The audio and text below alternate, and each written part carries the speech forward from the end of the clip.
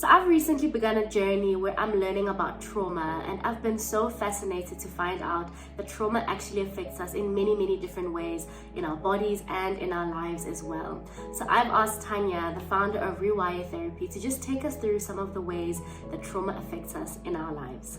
Yes, trauma affects literally almost every aspect of our bodies, our 11 organ system, and oftentimes in our lives.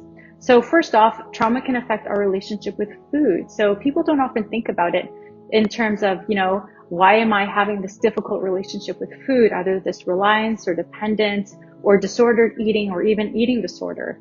Another thing that trauma can affect is our sleep, our ability to have deep reparative REM sleep.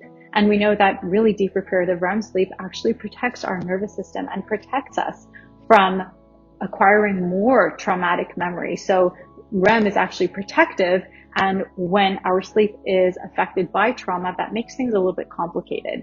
So definitely sleep is a big one. Additionally, trauma can also cause anxiety, which often has a high correlation with depression. So that anxious, depressive response to trauma often comes up. We also have a difficulty with relationships, including friendships, romantic relationships, sexual relationships, and even parenting, because oftentimes trauma comes from fractured and really toxic or unhappy or abusive relationships. And so we have this fractured sense of attachment that happens with trauma. And then the big question is, how can we delve into this and unpack this so that we can once again start to build healthy or reparative, healthy and satisfying attachment. And in this way, we can have a really satisfying, loving, caring relationship with ourselves, with our partners, with our friends, with our children. Next up, trauma also affects our sexual selves, our sexual identity, the way we express ourselves sexually. And so that's something that we can also look into.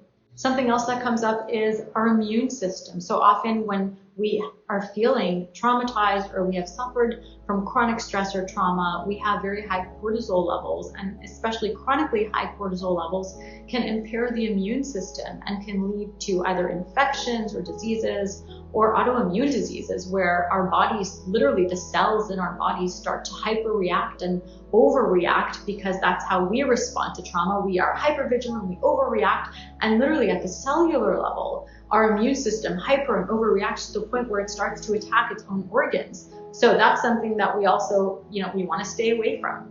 And lastly, trauma can affect us economically. So if our self-esteem has been affected because we are questioning our own capacity, our own judgment, our own self-love, our own ability to trust ourselves in the world, we might not be going for the jobs, for the opportunities, for the relationships, for the people, for the careers that we really want to be going for. So when we think about, does trauma affect us? My goodness, trauma affects so many different aspects of our bodies and of our lives.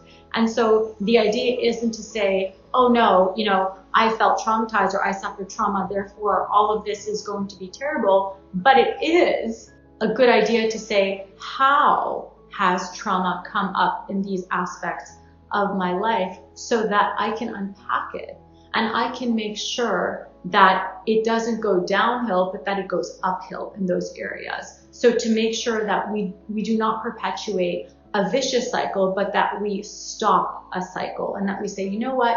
I know that the trauma is affecting my sleep and my relationship. So let me just give that some focus and some attention so that I can have improved sleep and healing sleep and reparative sleep. And so that I can make sure that my relationships are going to grow and develop in a very healthy and beautiful, loving way. And so just being mindful of those things is really healthy and really important, and opening up a conversation that might need to be had.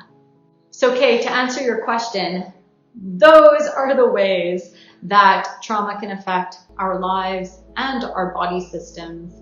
And that's why, because I myself have survived trauma and I've experienced so many of these different facets, I have gone ahead and with my team and with affiliations of a whole bunch of experts from incredible researchers and university professors, doctors, psychiatrists, And we've created different programs to address these body systems and these challenges, whether it's nutrition or sleep or relationships, so that we can really give a focus to how we can best heal for your unique body and for yourself. What is your best way to heal?